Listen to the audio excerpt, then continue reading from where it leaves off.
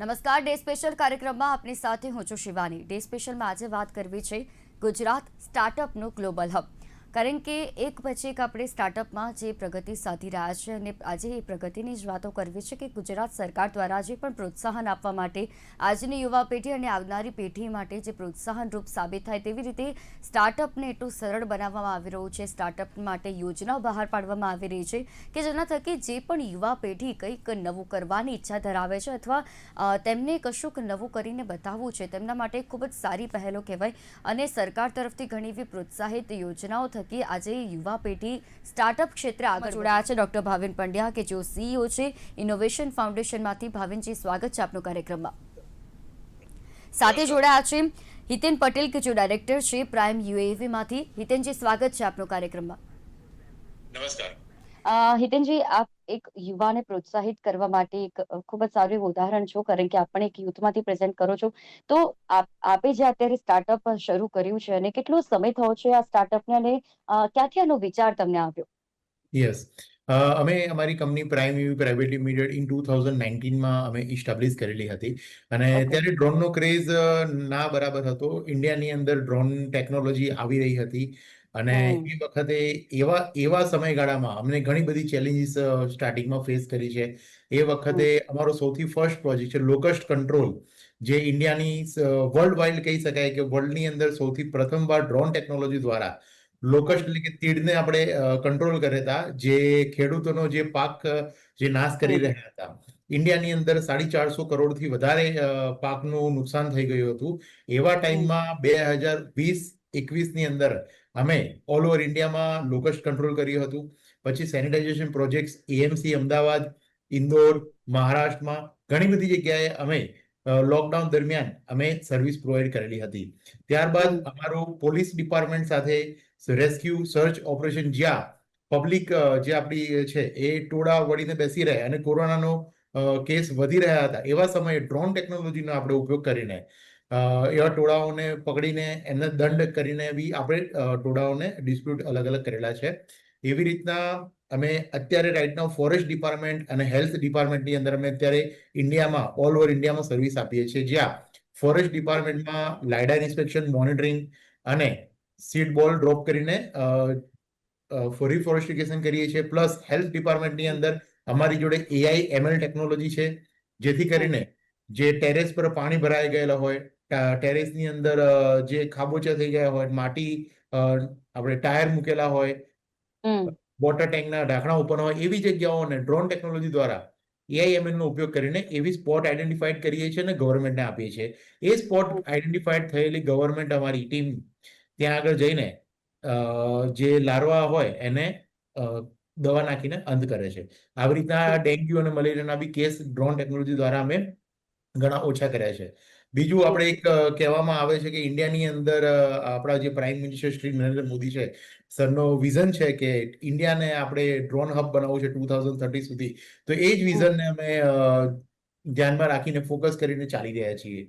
અને આવનારા યુવાનો માટે તમને કે તમારે આ જ ક્ષેત્રમાં, કારણ કે તમે કીધું કે તમે 2019માં આની શરૂઆત કરીને ત્યારે તો કદાચ એટલું ડ્રોન વિશે કોઈને એટલો ખ્યાલ પણ નહીં હોય, પરંતુ ધીમે ધીમે અત્યારે જેમ ટેકનોલોજીનો સમય ચાલી રહ્યો છે ને, એટલે અત્યારે ડ્રોન દરેક જગ્યા પર આપણને જોવા મળે છે ને. હવે તો આપણા આર્મ ફોર્સીસમાં પણ ડ્રોનનો સમાવેશ થયો છે અને તેનો ઉપયોગ થઈ રહ્યો છે.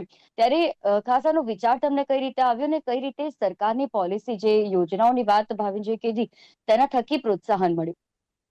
હા, અમને ડ્રોન ટેકનોલોજીનું અમારે બિઝનેસ ચાલુ કરવો છે એનો વિચાર અમને કોલેજ ટાઈમમાં અમે ફિક્સ વિંગ એટલે કે વિમાન બનાવતા હતા.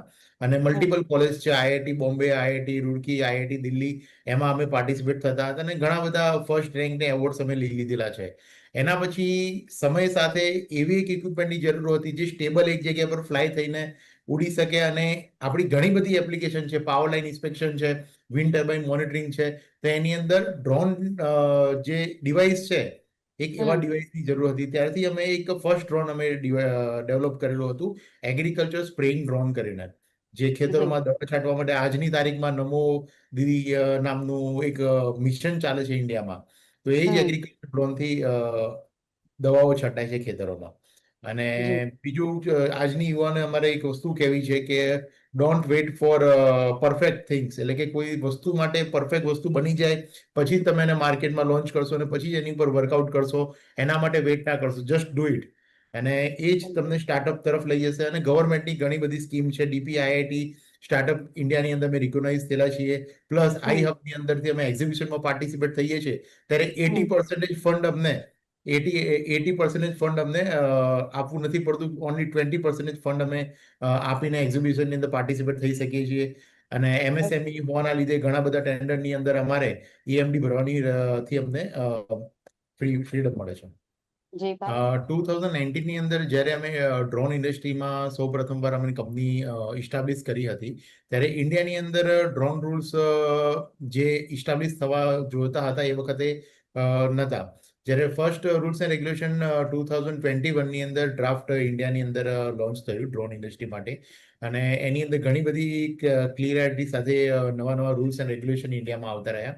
એ વખત જ્યારે NPNT નામના નવા રૂલ્સ એન્ડ રેગ્યુલેશન હતા, એ વખતે થોડી અમને મૂંઝવણ પડી રહી હતી કે કેવી રીતના આપણે નો ટેક ઓફ નો પરમિશન નામનું ડિવાઇસ ડ્રોનની અંદર ફિક્સ કરીશું અને કેવી રીતના ગવર્મેન્ટની અંદર આપણે એને સર્ટિફાઈડ કરાવીશું. પણ આજના અત્યારના રૂલ્સ એટલા સરસ ને અને એટલા ક્લીન ને નીટ છે, જેમ કે ટાઈપ સર્ટિફાઈડ ડ્રોન છે, તો ટાઈપ સર્ટિફાઈડ ડ્રોન કેવી રીતના હોવું જોઈએ, શું કયા રિક્વાયરમેન્ટ છે ગવર્મેન્ટને, આપણે કયા કયા ડેટા પેરામીટર્સ ગવર્મેન્ટને સબમિટ કરવાના છે, એ હરેક વસ્તુ ડોક્યુમેન્ટેશનની અંદર મેન્શન કરેલી છે.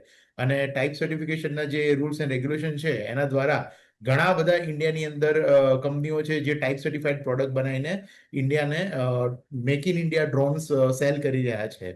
અને અત્યારે ઇન્ડિયાની અંદર કહેવામાં આવે તો ડ્રોન હબ જે આપણે બનાવવું છે 2030માં, ડેફિનેટલી અત્યારે આ ઇન્ડસ્ટ્રી એ સાઈડ ગ્રોથ કરી રહી છે.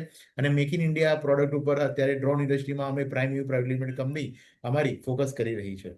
કરવામાં આવશે તો જેને આપણે જે વિકસિત ભારત 2047 રોડમેપ જોવા માંગી રહ્યા છે તે વિકાસ પામશે અને ગુજરાત તેમાં અગ્રેસર રહેવી તેવી આપણે આશા રાખી શકીએ. ભાવિનજી, હિતેનજી, આપ બંને મારી સાથે આ વિશેષ ચર્ચામાં જોડાયા તે બદલ આપનો આભાર. Thank you so much. Thank you.